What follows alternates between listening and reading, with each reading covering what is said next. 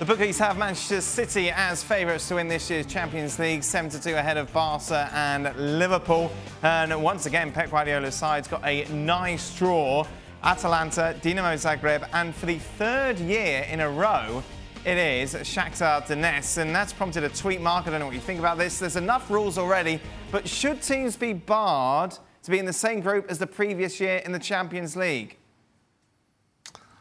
I don't think so, but I think a lot of Man City fans would probably agree, because I think, as we know, that Man City fans have yet to kind of fall in love with the Champions League, and I don't think their group stages in recent years have helped. They've all been very kind of unexciting. They've not really had a glamour tie early on. Now, the football staff and the people at the club, the higher-ups, will say it's great. You know, it gives a great chance to get through to the knockout stage. But I do think that it's the Champions League, and you do want a bit of star quality. And you know, they've got Shakhtar again. They can't go to Donetsk because of the conflicts in the Ukraine, so they're playing in Donetsk is kind of home away from home, so there's a bit of an issue there. Then the Atalanta aren't playing at home; they're playing in San Siro because their stadium isn't big enough. So it's a very odd group for City in the sense that they'll get through it. There's not much kind of tension in terms of qualification, and the teams that they're going to be playing against aren't exactly, you know, star teams. So I do feel sorry for City in the sense that to grow the club, to grow the sense of Europe being a big thing, they need some of these kind of bigger games that, you know, that Madrid have got, PSG and Barcelona, but it is what it is, and Pep Guardiola will be delighted because it's clearly a route through to the knockout stages. Change the rules? I don't think so. I don't see the use for it, and I don't see the need for it. And to be quite honest, the Manchester City fans are so spoiled right now that they need to have a glamour team to recognize and appreciate that's a European night. And come on now. Come on now. Kidding me? I'm not sure. I mean, Mark, how would you possibly get Man City fans into the building unless the group was a crazy group? Like say the one not that it's that crazy, but the Barcelona group, for example. Are you saying that Man City fans would rather, or you think that Man City fans would get excited if that's the kind of group they were in? Do you know something? I think they're getting bored now. They're getting bored with winning. Not bored to the sense they don't like it, but it's become a little bit too easy to be a Man City fan. I do think that they will like a challenge, and you know, the biggest European games in the last couple of years have been against English teams, against Liverpool in the Champions League a couple of years ago and Tottenham last year. And I think, you know, we've all been involved in games at the Champions League as a reporter or as a player, which they're special European games, and I think City fans haven't had that yet. And I can see they've got a lot of issues with the away from the Champions League, but one of the reasons is that they find these games unappealing. So City kind of people mock City a bit for not being able to fill the ground in European nights, but if you're having to sell tickets for Shakhtar Donetsk for the third year in a row, Atalanta, then I can see it. But to be fair, if you're Man City, you'd rather be a Man City fan than a Man United fan who are waiting a Europa League draw on Friday, which could take them to all corners of Europe and play even more unglamorous teams. So, you know, you've got to be careful what you wish for. Meanwhile, let's talk about Chelsea's group. It's a good group. Certainly a difficult one to call. Chelsea, I'm surprised they're such big favourites. 4-1 on to make it through. Ajax and Valencia then 11-10 on. Lille at 11-4. Chelsea would have taken this, wouldn't they, Mark, at the start?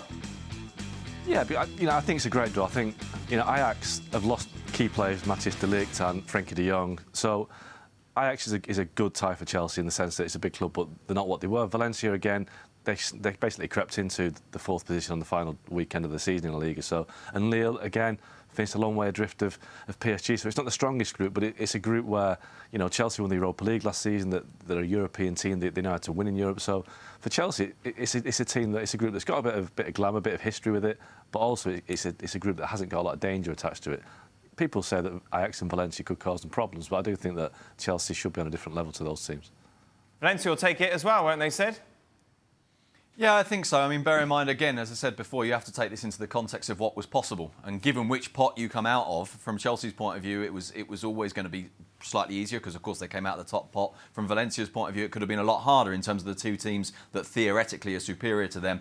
Obviously, with Valencia, I think the fundamental question really, though, is what kind of Valencia are we going to see? Now, for those who don't know, of course, Valencia won the Copa del Rey last year, the first title they won for well over a decade. They got into a Champions League place. There was a real sense of this was a club that was getting things right, that had stability at last, that knew exactly where it was going, that had a manager that was very, very bright and connected with his players. And then what's happened over the summer is that there's been a crisis. There's been a crisis at an institutional level. There's essentially a division now between the Valencia that's being run from Singapore and the Valencia that's been run from Valencia. And we don't know how this is going to end. I mean, between now and the end of the transfer window, for example, we do think that Rodrigo will almost certainly leave for Atletico Madrid. And I wouldn't be at all surprised if in the next 3 or 4 weeks, if results aren't good, that Marcelino, the manager, either walks away or gets sacked. I think there's a really big storm coming at Valencia, so it's very, very difficult to know what kind of shape they'll be in once, by the time the Champions League actually starts. Music to Chelsea's ears, Stevie. Oh, big time. Had Ajax kept those players, then no question they would have been favourites, in my opinion. Valencia, I thought, were stable. I thought they were looking forward to a good season, and then Sid comes up with that. Chelsea must be licking their chops. Sid could be talking nonsense, though. Never know. Just stirring the pot. There you go. Talk nonsense. What else is new? Sid is anti-Valencia propaganda. Meanwhile, in Group B, you've got Bayern Munich along with last year's finalists Spurs. Both heavy favourites to advance. You can see why, considering they're joined with Olympiacos and Red Star Belgrade. Could have been a lot worse for Pochettino's side, Mark. It could have been, but I do think that they've got to be careful in this group, Tottenham, because they've been really inconsistent over the last 6 months. They've lost a lot of games, and there seems to be, like Sid was talking about Valencia, there does seem to be a bit of a storm brewing at Tottenham with Pochettino and, Eriksen, if he stays, if he goes. The players they've brought in, Vertonghen hasn't played very much this season. So if Spurs aren't at the game, I think certainly Red Star away, as Liverpool found out last season, is a very tough place to go. And, Red Star might just have it in them if they can maintain their really good home form, that they could shock Tottenham if Tottenham aren't at it. I think Bayern will go through as group winners. But Tottenham, for me, I don't know, I think that they might have a problem if they're not 100% at it, and they're not 100% at it right now.